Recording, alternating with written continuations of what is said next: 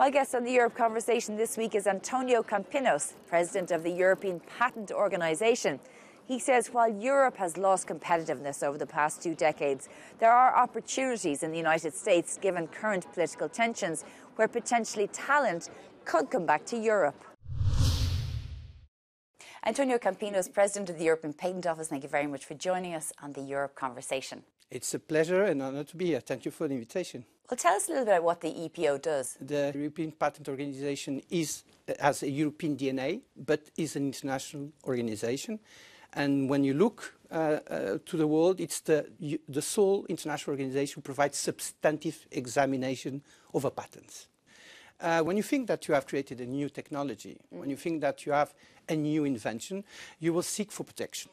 And what the European Patent Office does is that it will check whether that technology that you forward to us and that you want to be protected as a patent is new compared to whatever has been invented or created by humanity. So patent literature, but also non-patent literature like scientific papers. If it has an inventive step, what is an inventive step? Is that that invention is not obvious for an expert in the field. And then you can apply that technology to industry. We have 39 member states. So we almost have all European countries. We go beyond the EU, obviously. We have member states like Turkey or Norway. We receive 200,000 applications per year. You would say 200,000, wow. 200,000, wow, yes. But if you compare to the US, that receives 600,000 applications. Or China, 1.5 million applications, you will see that 200,000. It's a good number, but still, there's a lot of technologies out there, potential technologies, potential inventions that are not converted into patents, which is the first step towards the commercialization. Yeah, so, I mean, why is it that Europe has been losing competitiveness and is not competing with the likes of the United States and China? I mean, it's a really big problem for Europe right now. Well, I think that in Europe we had too much a legal approach to the matter.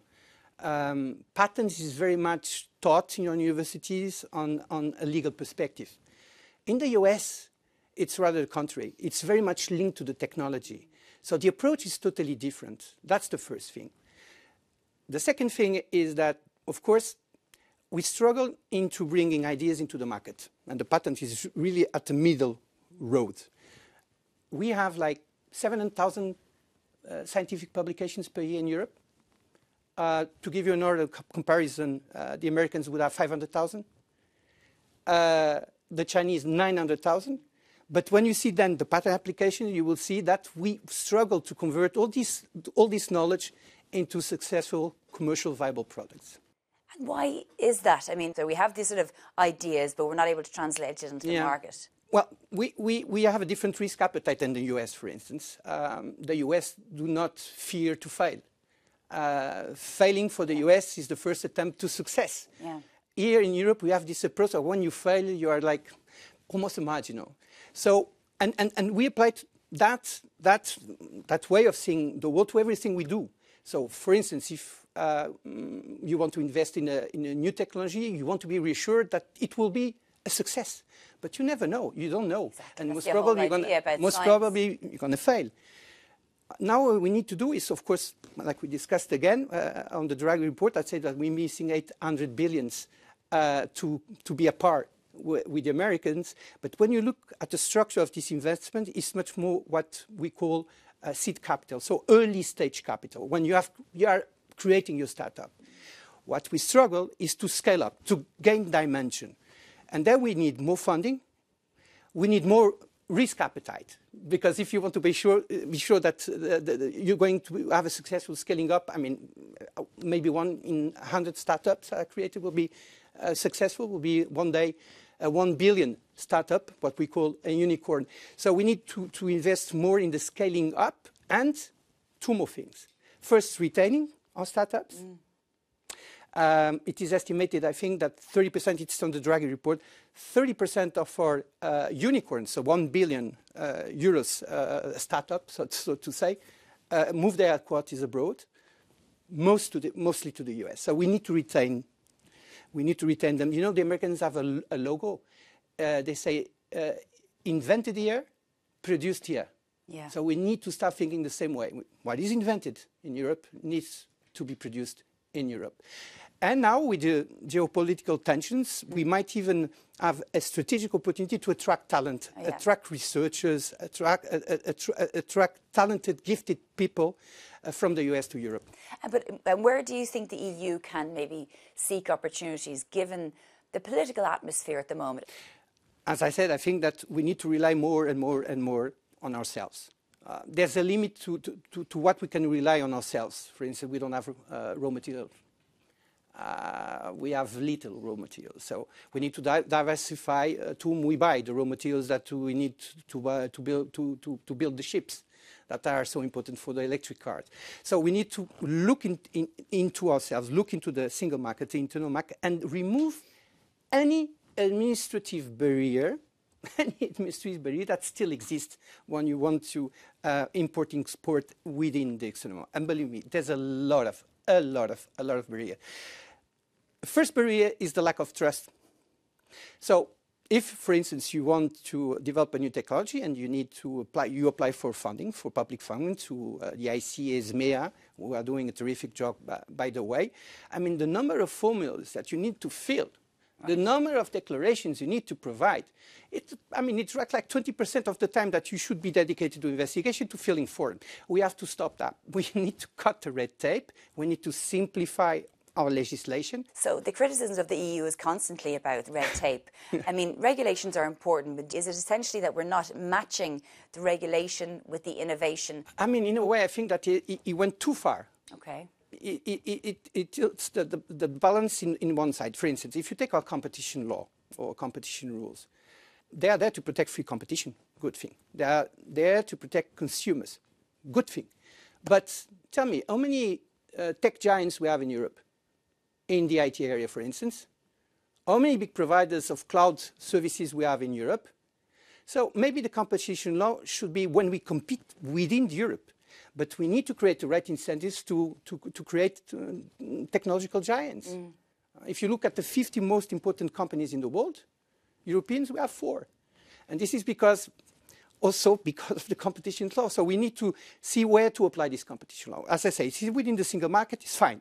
But if you want to compete with the US and China, you need to have the right incentives and the right approach, concentration approach, in order to gain the same dimension that the Chinese and the Americans. You know, one of the things I wanted to ask you about, because we mentioned the Mario Draghi report, he's calling for 800 billion euros a year investment. That is a moment. Do you believe that the EU is finally grabbing this opportunity? Because at the same time, he and President Macron have said that the European way of life is mortal and could die if we don't. Absolutely. I totally agree with the statement. I mean, we have the most expensive social model. I mean, how many days of holidays you have? Oh, I have. Like 30. Yeah. I mean, in 15 years from now, I will have a pension. I have a social security coverage that is amazing. When you look at what the Americans have, they don't have even half of what we have. But we need to finance that. And to finance that, there's no other way to be more competitive. To gain competitive, you need to be innovative. To be innovative, you need technologies. And that will bring the increases in productivity that we need to finance these 800 billions, or maybe finance the Europe of space, of Europe of defense. We need to be more productive. But are we there? That's what I'm asking. No, we're not there. We lost productivity. That's why we lost productivity when we compare ourselves to the Americans and to the US. We lost productivity in the past 20 years. Yes. And why did we do that? And how can we get this back? We need to focus on gaining efficiency gains in our traditional industry. And we need to promote more and more disruptive technologies that will bring these increases in productivity, such as AI. Who doesn't use an AI model? I won't make no advertising. I'll make no advertising for specific AI models. But the AI models are bringing a revolution in our lives, bringing tremendous increase in productivity. But they need to spread. They need to touch all industries.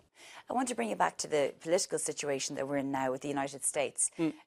What do you think the implications of this trade war will be for Europe, of course, in terms of the economies, but also the dissolution in some way of the sort of Western alliance, transatlantic alliance? Well, I mean, tariffs are not good for trade. and not good for the European trade, but they're not good for the American trade. In the meantime, we need to rely on ourselves. We need to diversify our supply chains, and we need to look more, maybe look more, expand our free trade agreements with natural partners. I would say Canada, for instance, Mexico, so north of US, south of US, and obviously China. And what do you think the opportunities lie? Do you believe that maybe the innovation can come this way amid an insecure United States? I mean, there's no alternative. I mean, he said that, I don't know how you say this in English, but the necessity brings ingenuity. And we're in deep need. We are in deep need. We're in deep need. So humankind is never as creative as when he is in need. And we are in need. The sense of urgency is there. So I think that, I mean, this is more than a wake-up call. This is a different world in which we have entered. And we are strong in Europe. We are still a big economic powerhouse. And the only thing is that we need to diversify. We can't rely now exclusively in the US to protect us or to trade with us. We need to diversify our partnerships. Okay, just final question then. Are you optimistic about the next 5 years amid everything that we've talked about today? Global political instability, concerns around EU competitiveness and innovation. Are you optimistic? I think, to be honest, it's not a matter of being optimistic or not optimistic. The matter is that we will be somewhere in 5 years from now. And if we have noticed that something very wrong happened and will not happen. Europe has a strong history. Europe will be there in 5 years from now. We have a longer history than the Americans, I think. Okay. By my own calculations. Antonio Campinos, President so of the European Patent Organization. Thank you very much for joining us. Thank you. It was a pleasure. Thank you.